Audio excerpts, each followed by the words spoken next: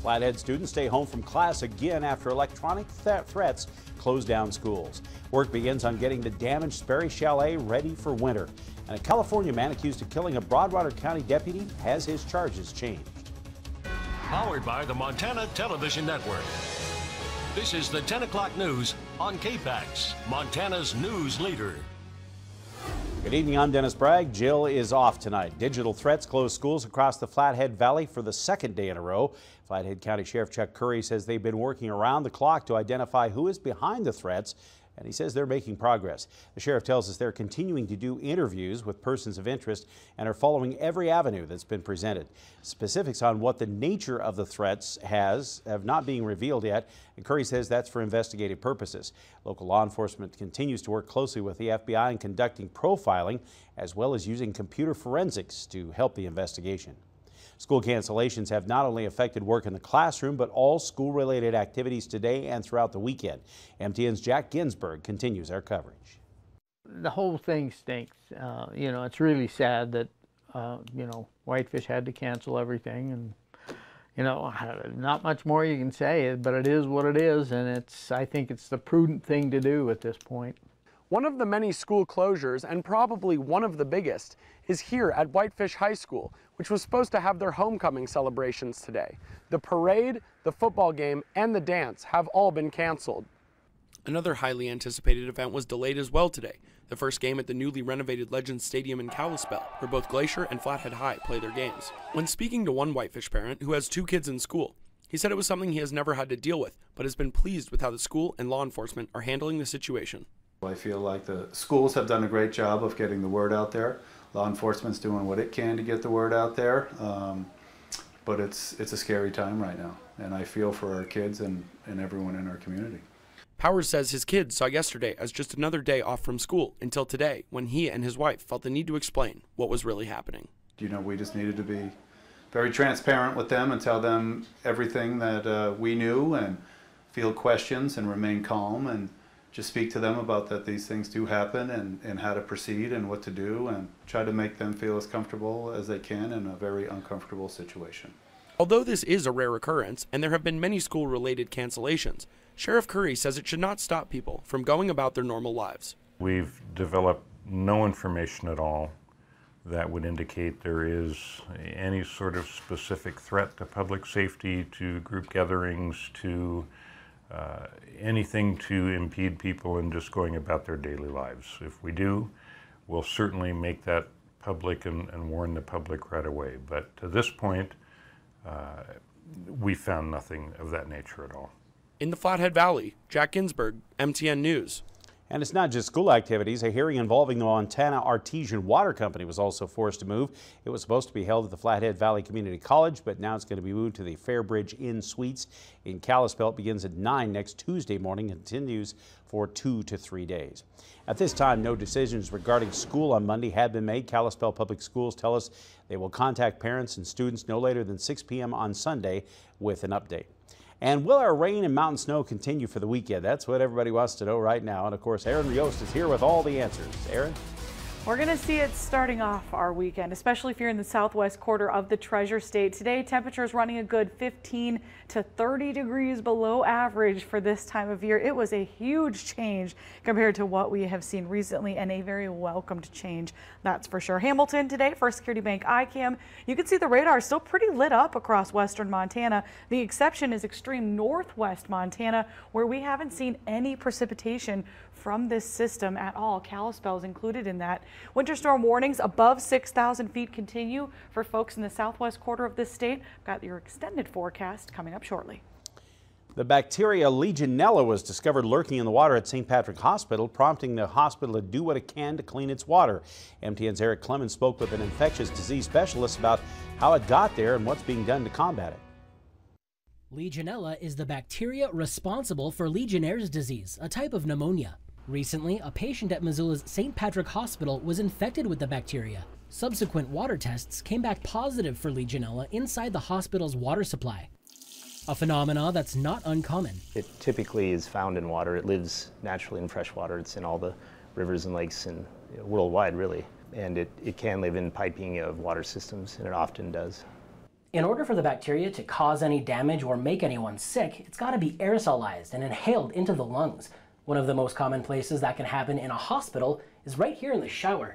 That's why this shower head has been fitted with a medical-grade filter.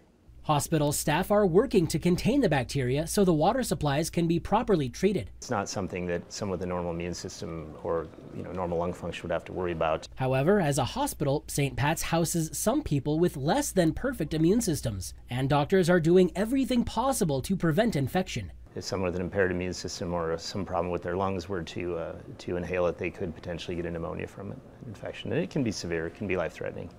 Hospital staff say they hope to have the bacteria contained and eliminated over the coming days. And Dr. Christensen is confident that there will be no complications.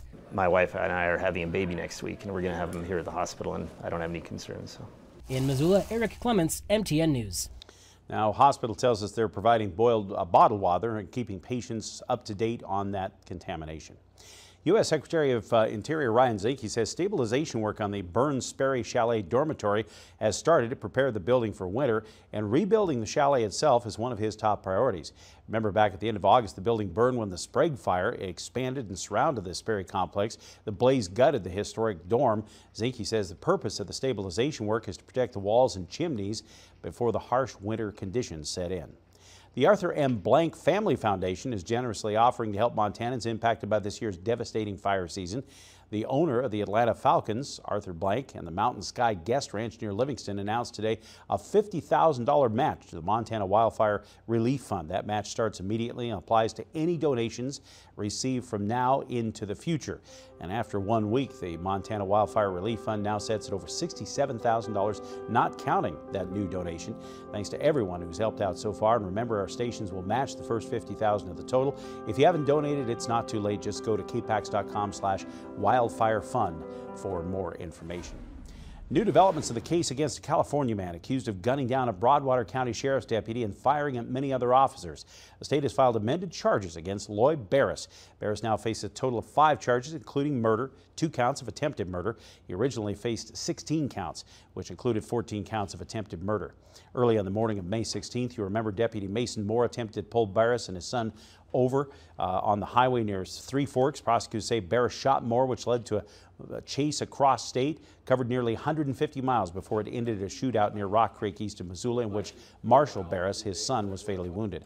Barris has pled not guilty to all those charges. Prosecutors have previously said they plan to seek the death penalty for this case. Salute the Badge is brought to you by Montana Railing, supporting the Main Street of Montana for 30 years. Missoula's newest sheriff's deputy has had a lifelong passion for helping people, and after years of hard work, he's beginning a new chapter in his law enforcement career. Tonight, Jill Valley salutes the brand new badge of Deputy Jay Schweitzer. For the past 4 years, Jay Schweitzer's been there to help save lives as a member of the Missoula County Search and Rescue Team. He also serves as a reserve deputy for the Missoula County Sheriff's Department.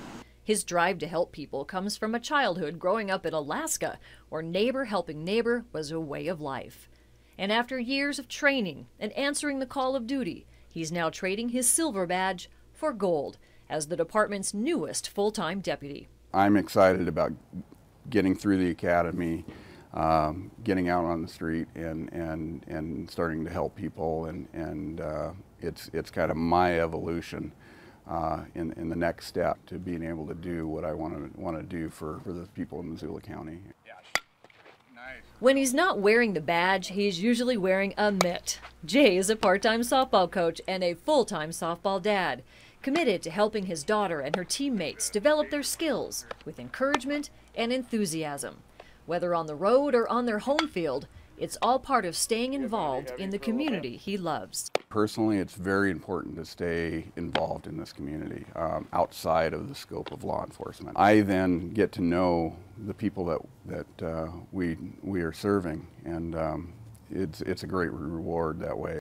Jay and his family talked about what a big change this new badge will have on their lives, but they're excited for the adventure ahead. And Jay knows he has just joined a team of committed law enforcement professionals. The people that make up that office are amazing, and you know, you get into public service because you want to help the community, and then you find organizations like Missoula SAR and the Sheriff's Office, and the people that are there, and that just drives your desire and your passion even more.